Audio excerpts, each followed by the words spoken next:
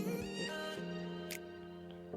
Di sini saya akan menjelaskan sedikit tentang manajemen strategi, yang mana tugas ini saya buat yaitu untuk memenuhi salah satu tugas mata kuliah manajemen strategi.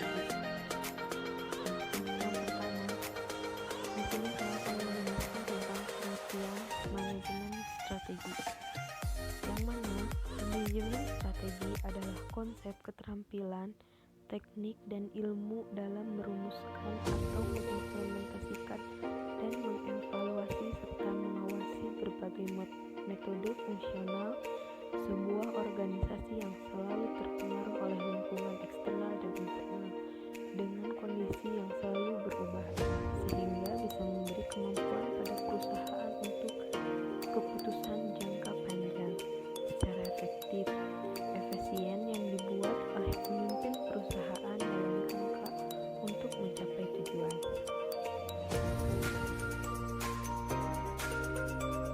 Di sini terdapat 4 elemen dasar manajemen strategi.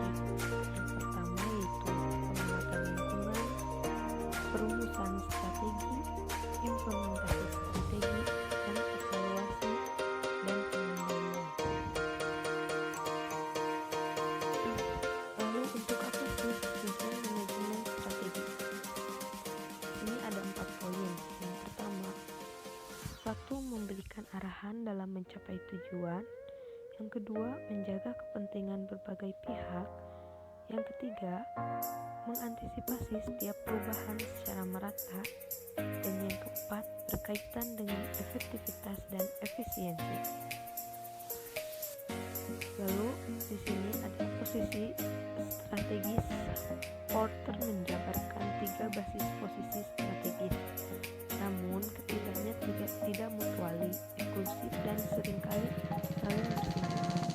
Contoh, sebuah perusahaan jeep Loeb International hanya memproduksi pelacin listrikan otomotif dan tidak menawarkan produk lainnya. Di sini untuk proses manajemen strategi, untuk pengertiannya adalah perangkat lengkap komitmen, keputusan, dan tindakan yang diperlukan bagi perusahaan untuk mencapai daya saing strategis dan mendapat pengembalian di atas kata-kata. Nah, di sini ada bagan yang bisa kita lihat ya, proses implementasi strategi itu sendiri. Yang pertama yaitu menganalisa sebuah perusahaan, yang mana sebuah penganalisaan itu dilakukan oleh 3 bagian, yaitu analis struktur organisasi, analis budaya perusahaan, dan analis kepemimpinan, yang mana akan menghasilkan sebuah hasil yaitu implementasi dan evaluasi strategi atas analisa yang dilakukan. Nah, untuk jurus yang dilakukan dalam manajemen strategi yaitu dengan melibatkan analis, strategi, dan kinerja. Dengan langkah pertama, sebuah perusahaan dapat menganalisis lingkungan eksternal dan organisasi internalnya untuk menentukan sumber daya, kapabilitas, dan kompetensi utamanya. Di sini ada model manajemen strategi. Untuk pengertian dari bagian model strategi itu sendiri yaitu memerlukan perumusan strategi dan implementasi strategi dengan informasi yang diperoleh dari analisis eksternal dan internal. Perusahaan mengembangkan visi dan misinya dan merumuskan satu atau lebih strategi. Di sini dapat kita lihat untuk model manajemen strategi. Di sini ada 5 proses yang dilakukan. Masing-masing proses itu saling berhubungan. Dimulai dari proses yang pertama yaitu bina visi dan misi. Lalu kemudian lanjut untuk proses kedua yaitu nilai lingkungan eksternal dan internal dan eksternal. Yang ketiga, proses objektif jangka panjang, strategi penyusunan, nilai dan pilih strategi kebijakan. Yang keempat, implementasi strategi, program, anggaran, prosedur, dan yang kelima, evaluasi dan pengendalian strategi.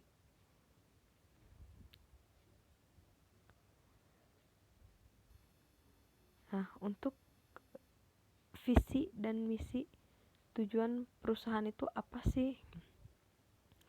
Di sini dapat kita lihat bahwa visi misi akan menghasilkan sebuah tujuan yang akan dituju oleh sebuah perusahaan, yang mana pengertian dari visi itu sendiri yaitu merupakan suatu imajinasi atau gambaran mengenai cara yang akan ditempuh sebuah organisasi atau perusahaan akan seperti apa di masa yang akan datang. Nah, untuk misi merupakan usaha yang dilakukan untuk dapat mewujudkan visi. Tujuan merupakan suatu pernyataan yang mengenai apa yang hendak dicapai oleh sebuah organisasi atau perusahaan. Dengan adanya sebuah tujuan, maka visi dan juga misi akan semakin terwujud. Ada beberapa masalah yang akan dihadapi dalam sebuah organisasi. Di antaranya yaitu masalah internal. Yang kemudian kita perlu melakukan analisis internal. Analisis internal ini dilakukan karena adanya ketidakpastian, kompleksitas, dan konflik, sehingga perlulah kita melakukan analisis internal itu sendiri. Kemudian lingkungan internal. Menurut David, semua organisasi mempunyai kekuatan dan kelemahan dalam berbagai bidang fungsional bisnis.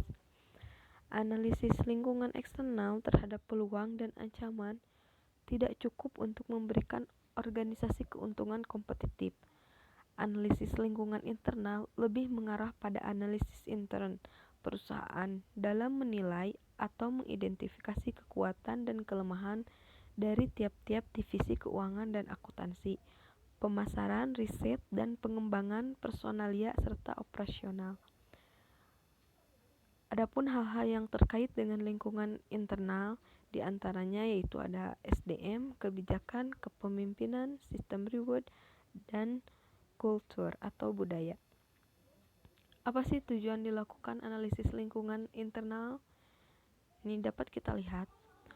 Yang pertama yaitu dapat melakukan reaksi secara tepat terhadap setiap perubahan, dapat mengerti dan memahami lingkungan organisasi, mengetahui perkembangan organisasi perusahaan.